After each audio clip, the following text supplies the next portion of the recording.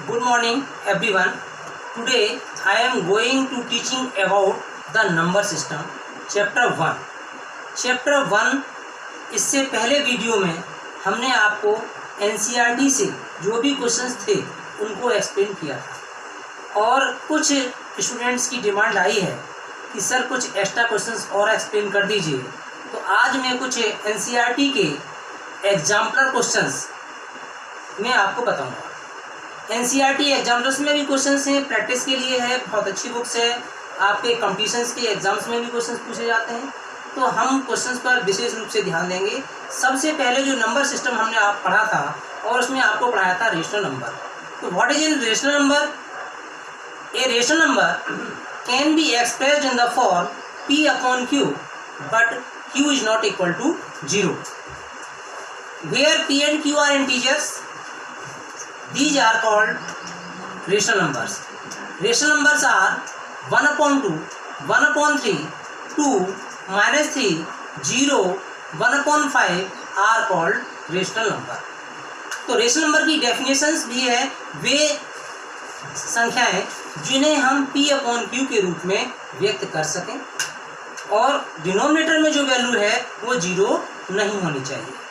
इसी प्रकार से इरेशनल नंबर्स अपर में संख्याएं, a number can not be expressed in the form p upon q where p and q are integers. वे संख्याएं जिन्हें हम p अपॉन q के रूप में व्यक्त नहीं कर सकते वे अपर में संख्याएं कहलाती हैं। तो ये क्वेश्चन एग्जाम्स में आता है कि classify the following rational numbers and irrational numbers. Reason देते हुए आप उनको स्पष्टीकरण करें, उन दोनों में डिफरेंस बताएं। तो सबसे पहले है क्वेश्चन जो आपके एग्जाम्स में आता है नंबर सिस्टम।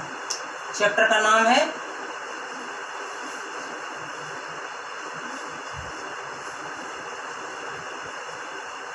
Number system. में क्वेश्चन आता है क्लासीफाई द फॉलोइंग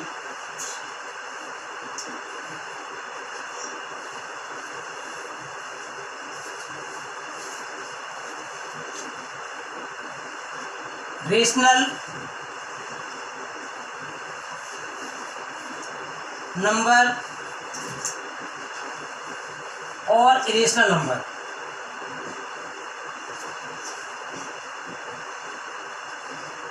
अब रेशनल और इरेशनल दोनों की डेफिनेशंस आप लोगों ने पढ़ी हुई है। क्लासीफाई कैसे करेंगे? तो देखिए क्वेश्चन आता है, मान लीजिए फर्स्ट पार्ट है इसका रूट 196। अब 196 रेशनल है या इरेशनल है? तो 196 का स्क्वायर रूट अगर आपका निकल आता है तो आपका परफेक्ट स्क्वायर नंबर है तो वो रेशनल नंबर होगा। कैसे? 196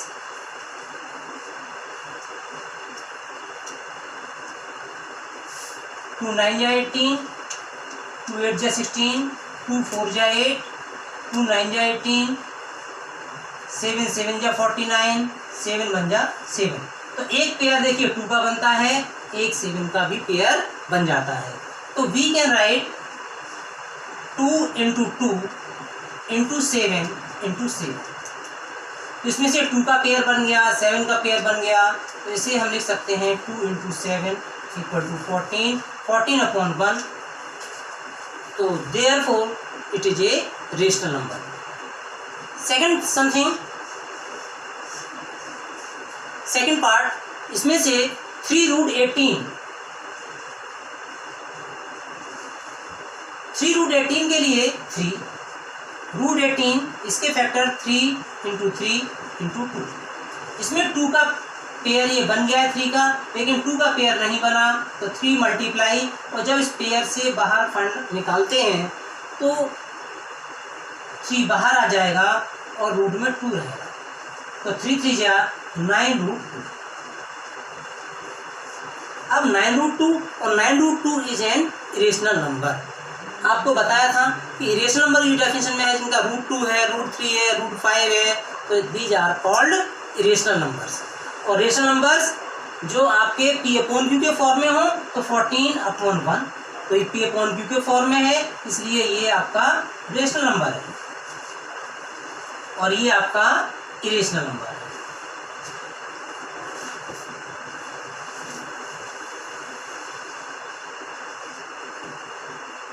next √9 upon 27. √9 means we can write 3 into 3 upon 27. 3 3 जा 9, 3 जा 27. तो 3 बन जा 3, ये कैंसिल, 3 बन जा 3, ये कैंसिल. तो ऊपर आपका स्क्वायर रूट 1 का है 1 अपॉन √3. तो 1 अपॉन √3 इज एन इरेशनल.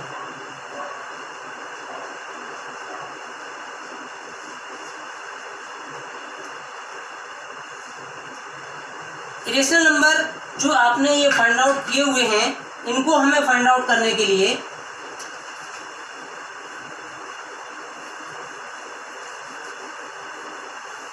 बहुत ही सिंपल है. आसानी से इन्हें हम सॉल्व करके देख सकते हैं कि रेशनल नंबर है और इरेशनल नंबर है. थर्ड क्वेश्चन इज √28 अपॉन में 3 4 3. अब √28 मीन्स 2 2 जा 4, 7 जा 28 divided by 3 4 3, 3 into 3 sorry 7 into 7. अब इसे अगर मुझे मालूम नहीं है कि रूट, तो इसमें डिविजिबिलिटी टेस्ट से आप यहाँ पर 3 4 3 के फैक्टर फाइंड आउट कर सकते हैं. तो 7 4 जा 28, 6 63, 7 9 जा 63, 7 7 जा 49, 7 1 जा 7. इसमें से 7 से 7 कैंसिल 1 टाइम, और 2 2 जा 4. तो इसमें से 2 का ऊपर पेयर बन जाएगा, इसलिए 2 हम रूट से बाहर आ जाएगा. और ये आपका √7 है, तो इसका भी पेयर बन जाएगा, तो ये भी आपका 2/7. तो 2/7 is a rational number. Therefore 2/7 is rational number. लेकिन एग्जाम में होता क्या है, जब कंपटीशन टाइप से क्वेश्चंस आते हैं, आसानी से आपने उनको फाइंड आउट कर लिया. अब क्वेश्चंस आता है -0.4 रेशनल और इरेशनल. स्टूडेंट्स एग्जाम में गलती कर जाते हैं. क्या गलती करते हैं? तुरंत इसकी देखने के बाद में 0.4 को देखते ही कि 4 का स्क्वायर रूट तो 2 आता है, तो आंसर 0.2 आएगा, इसलिए ये रेशनल नंबर है. But that is wrong. आप देखिए कैसे, इक्वल -0.4 है, तो 1 डेसिमल प्लेसेस पर है, इसलिए इसको मैं लिख सकता हूँ 4/10. जब इसे सॉल्व करेंगे 2 2 जा 4 और 2 5 जा 10, तो ये आपका सॉल्व होकर के आएगा 2/5. और 2/5 में ये रूट में है, √2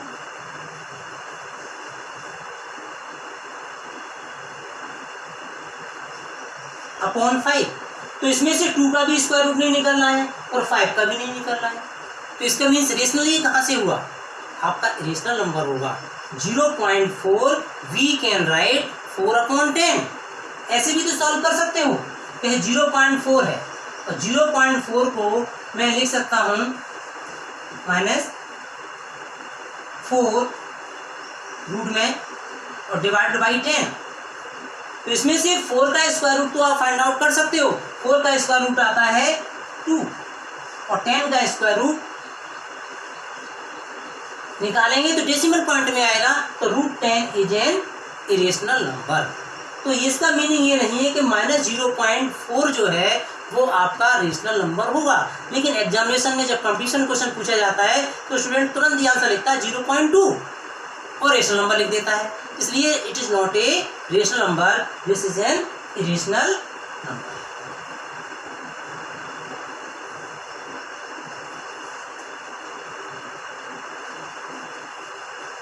तो ये तो हमने क्लियर किया है कि रेशनल नंबर कौन से होते हैं, इरेशनल नंबर कौन से होते हैं, कैसे हम उनको क्लैरिफाई करते हैं. तो हमें इम्पॉर्टेंट चीज़ें हैं ये, इनको ध्यान में रखना है. इसी प्रकार से क्वेश्चन नंबर 2, सिंप्लीफाई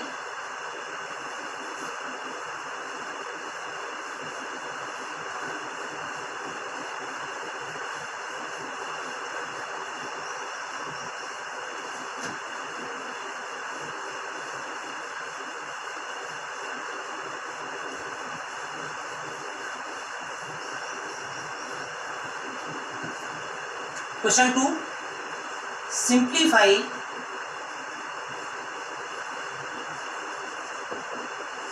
अब क्वेश्चन जो एग्जाम में आता है उसमें से रेशनल और इरेशनल उनका लाइक टर्म का एडिशन सब्ट्रैक्शन, उसके बाद में उसको हम सिंप्लीफाई करेंगे। सिंप्लीफाई करने के लिए √45 माइनस 3√20 प्लस 4√5। अब √45 आ गया तो √45 को डायरेक्ट हम इसको √45 और 5 प्लस कर दें, रॉन्ग हो जाएगा। इसमें मीन्स क्या है कि इसके फैक्टर हम करें तो इसे हम लाइक टर्म को हम प्लस कर सकते हैं, माइनस कर सकते हैं, और जो लाइक टर्म नहीं है उनको हम ना प्लस कर सकते हैं ना माइनस कर सकते हैं। फॉर एग्जाम्पल, अगर आपसे कोई कहता है कि 3 + √5 इसको प्लस करिए तो सम स्टूडेंट कह देते हैं कि सर 3√5 होगा, कुछ स्टूडेंट कह देते हैं कि भाई 3 + √5 ही रहेगा।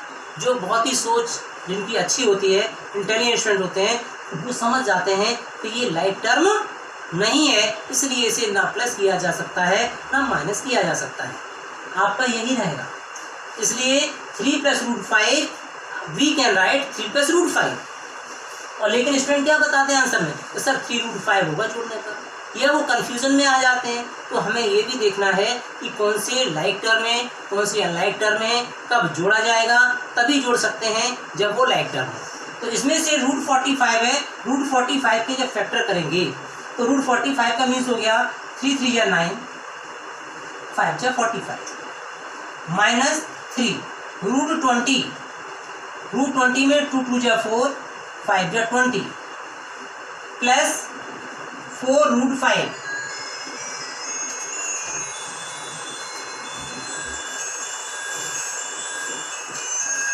4√5।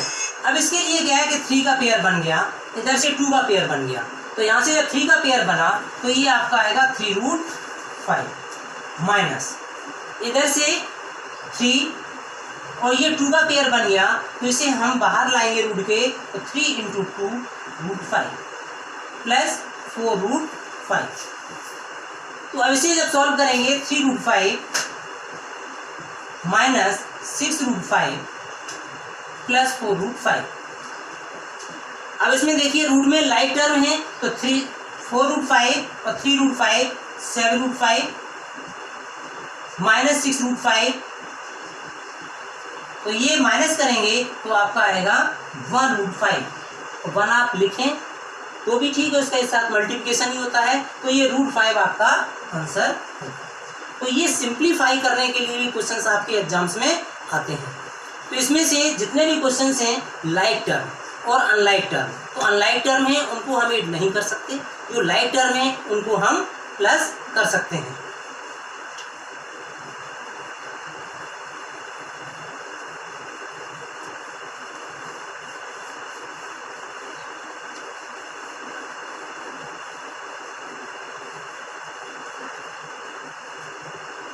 इसी का सेकंड पार्ट, इसमें से क्वेश्चन वेरी इंपॉर्टेंट है ये, और इस तरीके से इसको आप देख सकते हैं किस तरीके से इसे सॉल्व करेंगे कि सिंप्लीफाई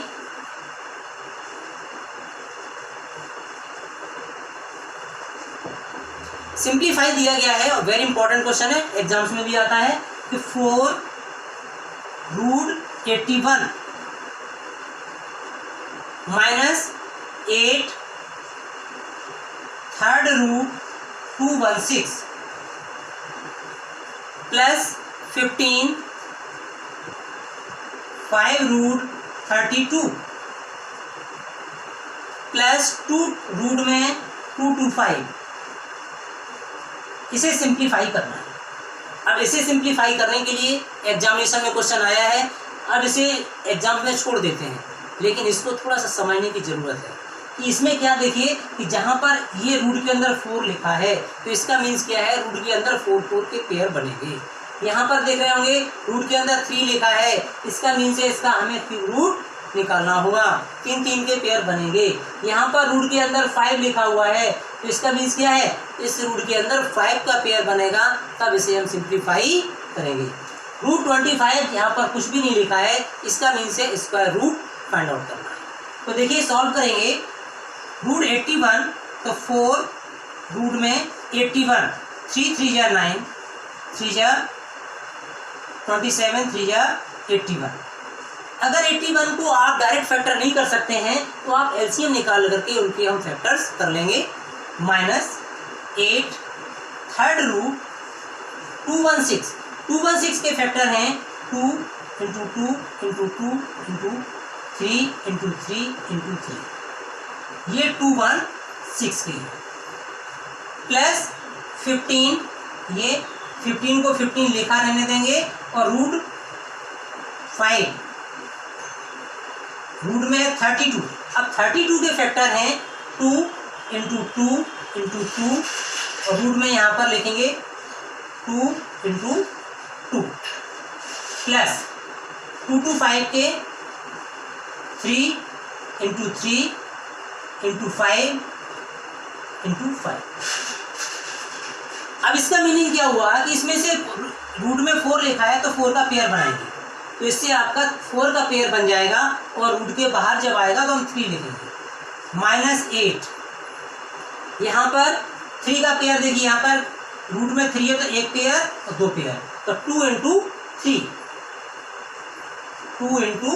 3 प्लस 15 × यहाँ पर रूट में 5 लिखा हुआ है तो 5 का मीनिंग है कि ये आपके 3 और ये 2 5 हो गए, इसलिए × 2, प्लस यहाँ पर एक 3 का पेयर इंटू रूट 5 का मीन्स एक 5 का पेयर। जब इसे सॉल्व करेंगे तो 3 - 8 2 या 16, 3 या 48, प्लस 15 2 या 30, प्लस 15। जब इसे सॉल्व करेंगे तो आप देखेंगे कि 30 और 15 45 और 3 48, तो 48 - 48 = 0। तो इस टाइप का भी क्वेश्चंस आपके एग्जाम्स में आता है, तो मुझे ये याद रखना है, और ये क्वेश्चंस करने में बहुत ही इजी वे में अगर सॉल्व करेंगे, इसकी कुछ रूल्स रेगुलेशंस हैं उनको मुझे ध्यान में रखना है, तो आपको बहुत अच्छी तरीके से समझ में आ जाएंगे। कोई भी टेंशन लेने की आवश्यकता नहीं है। सुबह उठ करके अपना एक टारगेट जरूर तय करें, और जब भी आप सुबह से शाम तक जब भी आपके पास समय हो, ऐसे क्वेश्चंस को सीखने के लिए समय ज़रूर दें, तो आप अच्छी तरीके से सीख सकते हैं। आज के लिए थैंक यू। वीडियो अगर आपको अच्छी लगी हो तो लाइक करें, सब्सक्राइब करें, और सब्सक्राइब करने के लिए आपसे इसलिए कहते हैं कि जो भी वीडियो बनाते हैं, जो भी अपलोड करते हैं, वो सबसे पहले आपके पास पहुँचे।